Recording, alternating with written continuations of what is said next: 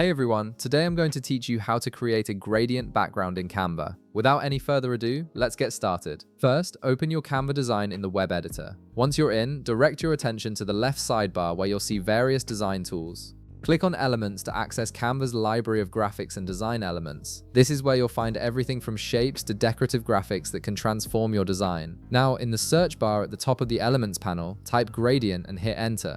This will filter the results to show you all available gradient graphics. Canva offers a wide variety of gradient styles, from soft pastel transitions to bold, vibrant color combinations, so you'll have plenty of options to choose from. Next, browse through the results and select a gradient graphic that matches the aesthetic you're going for.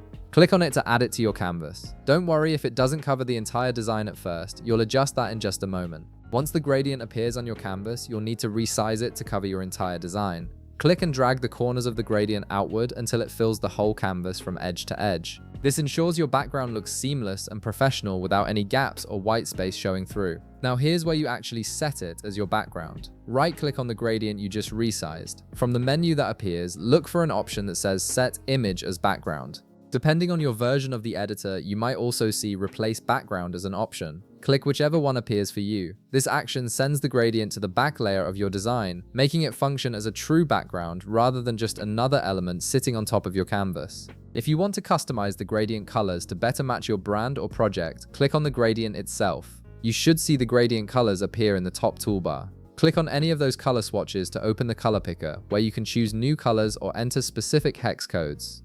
This gives you complete control over the look and feel of your gradient background. And that's it. You've successfully created a gradient background in Canva, adding depth and visual interest to your design. If this video helped you out, be sure to leave a like, subscribe, and I'll see you in the next one.